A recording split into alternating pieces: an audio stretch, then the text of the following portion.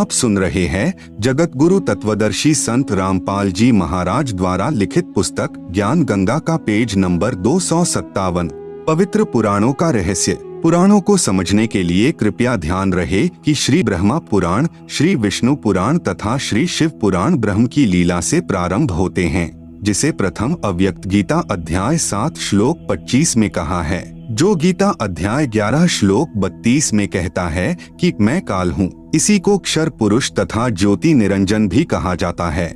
यही सदाशिव काल रूपी ब्रह्म भी कहलाता है।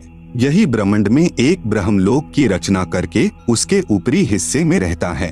यही महाविष्णु, महाब्रह्मा तथा महाशिव कहलाता है तथा उस क्षेत्र को काशी भी कहते हैं। उसी में रजगुण प्रधान, सतगुण प्रधान, तमगुण प्रधान 3 स्थान बनाकर अपनी पत्नी दुर्गा यानी महालक्ष्मी को साथ रखकर 3 पुत्रों रजगुण श्री ब्रह्मा जी, सतगुण श्री विष्णु जी, तमगुण श्री शिव जी की उत्पत्ति करके अचेत कर देता है।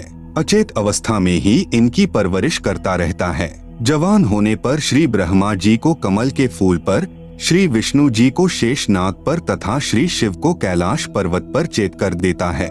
इन तीनों प्रभुओं को स्वयं ज्ञान नहीं कि हमारा उत्पत्तिकर्ता कौन है।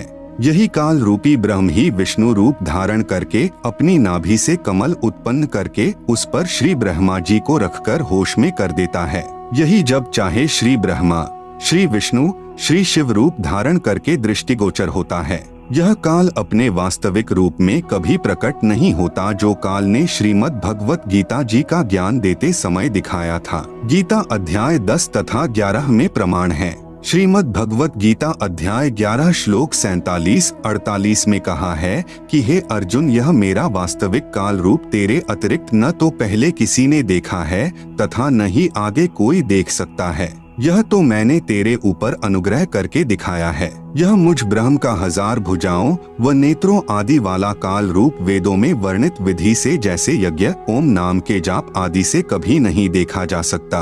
भावार्थ है कि वेदों में वर्णित विधि से प्रभु प्राप्ति नहीं है। इसीलिए ऋषियों महर्षियों ने वेदों में ओम नाम को प्रभु प्राप्ति का जानकर प्रभु प्राप्ति के लिए यज्ञ तथा ओम नाम के जाप की घोर साधनाएं की, परंतु ब्रह्म के दर्शन नहीं हुए। किसी ने कमलों का प्रकाश देख लिया, किसी ने शरीर में ज्योति देखी तथा धुनें सुनी, जो काल यानी ब्रह्म का छल है। किसी ने सहस्र कमल की 1000 ज्योतियों से निकल रहा प्रकाश देखकर प्रभु की प्राप्ति मान ली।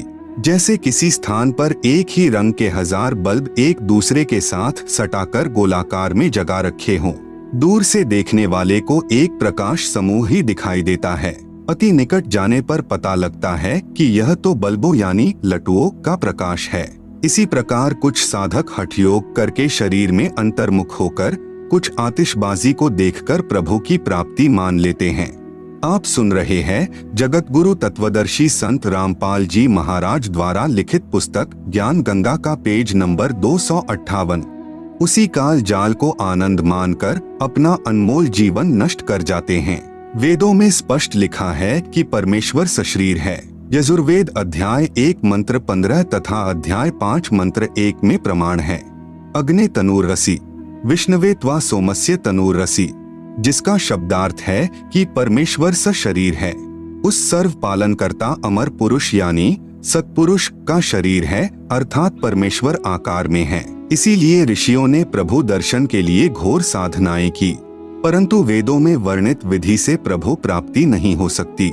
इसलिए आज तक सर्व साधकों, ऋषियों आदि ने अपने अनुभव की पुस्तकों की रचना कर दी, जो वेद ज्ञान विरुद्ध है। अब सर्व भक्त समाज पवित्र वेदों के स्थान पर अन्य महर्षियों या संतों के अनुभव से बनी पुस्तकों के ज्ञान पर आधारित हो चुका है। पवित्र वेदों तथा श्रीमद् भगवत गीता जी का ज्ञान दाता ब्रह्म कह रहा है कि तीनों गुण यानी रजगुण ब्रह्मा जी, सतगुण विष्णु जी, तमगुण शिव जी इष्ट रूप में पूजा के योग्य नहीं हैं, क्योंकि यह भी नाशवान हैं तथा कर्म का फल ज्यों का त्यों ही देते हैं। पाप क्षमा यानी नाश नहीं कर सकते। इनके पुजारी भक्तों को प्रारब्ध में लिखे कष्ट को भोगना ही पड़ता है।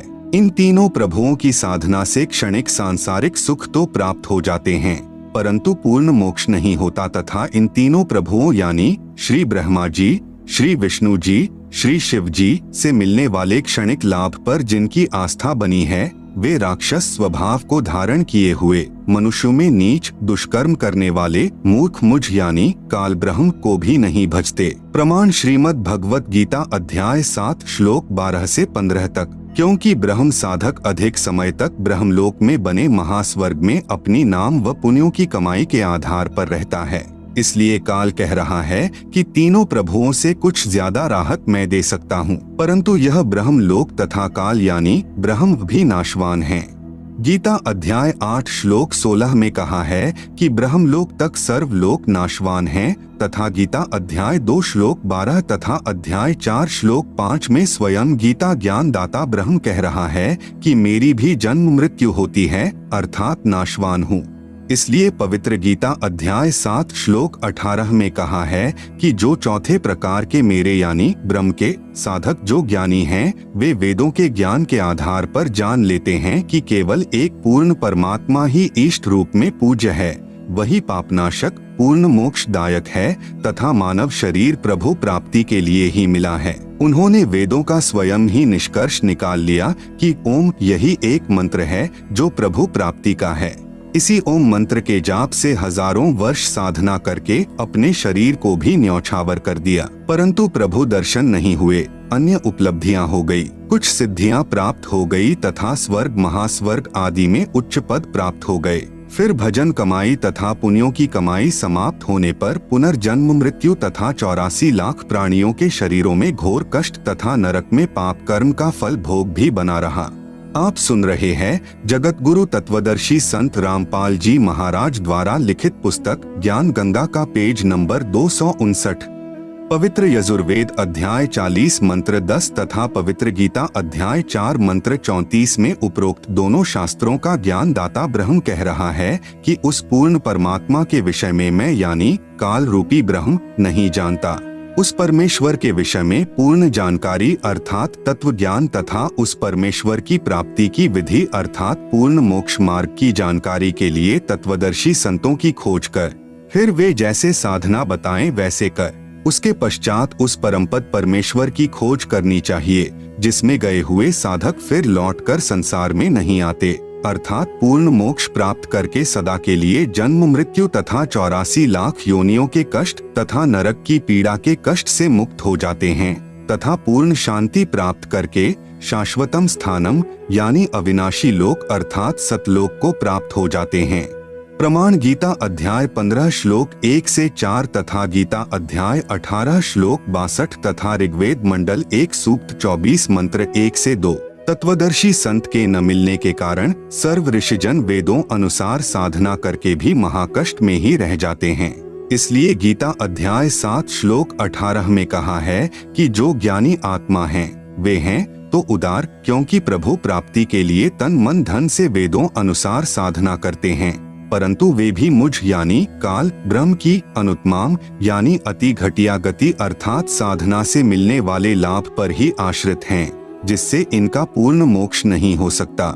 जन्म मृत्यु तथा नाना प्राणियों के शरीर में तथा नरक में कर्माधार से कष्ट कभी समाप्त नहीं हो सकता। ज्योति निरंजन यानी काल रूपी ब्रह्म ने कसम खाई है कि मैं कभी भी किसी को किसी भी साधना से अपने वास्तविक काल रूप में दर्शन नहीं दूंगा।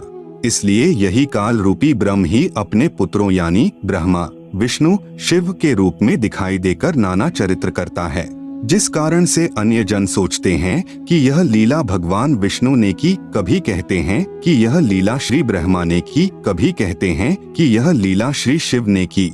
जैसे आम व्यक्ति कहता है कि श्री ब्रह्मा जी की उत्पत्ति श्री विष्णु जी की नाभि से कमल पर हुई, उस समय श्री विष्णु जी के रूप में काल ने अपनी नाभि से कमल प्रकट किया था।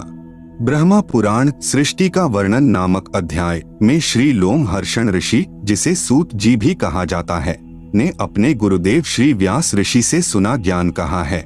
श्री व्यास जी ने श्री नारद जी से सुना तथा श्री नारद जी ने अपने पिता श्री ब्रह्मा जी से जानकारी प्राप्त की थी। श्री ब्रह्मा जी को स्वयं ज्ञान नहीं मैं कहाँ से उत्पन्न हुआ। श्री देवी महापुराण 3 स्कंद। इसका भावार्थ यह नहीं है कि पुराणों का ज्ञान गलत है। जो ज्ञान श्री ब्रह्मा जी ने होश में आने के पश्चात कहा है वह उसी स्तर तक तो सही है, परंतु चेत होने से पूर्व का ज्ञान दंत कथा यानी लोकवेद है, जो पूर्ण परमेश्वर ने प्रथम सतयुग में सत सुकृत नाम से प्रकट होकर तत्वदर्शी संत रूप से तत्व ज्ञान तथा वास्तविक सृष्टि रचना का ज्ञान श्री ब्रह्मा जी तथा श्री मनु जी आदि को दिया था। इन्होंने सुनकर भी अनसुना कर दिया था। तत्पश्चात जब श्री ब्रह्मा जी से इसी के वंशज पूछने लगे तो उस सुने सुनाए ज्ञान के आधार से कुछ मिलावट करके पूर्व का ज्ञान कहा है, जिस कारण कोई पुराण निर्णायक ज्ञान युक्त नहीं है। आप सुन रहे हैं जगत गुरु तत्वदर्शी संत रामपाल जी महाराज द्वारा लिखित पुस्तक ज्ञान गंगा का पेज नंबर 260। किसी पुराण के आधार से सिद्ध होता है कि श्री विष्णु जी की उत्पत्ति श्री ब्रह्मा जी से हुई। किसी पुराण से सिद्ध होता है कि श्री ब्रह्मा जी की उत्पत्ति श्री विष्णु जी से हुई आदि आदि। इसी कारण सभी ऋषिजन तथा श्री ब्रह्मा, विष्णु तथा शिव जी भी संशय में ही हैं।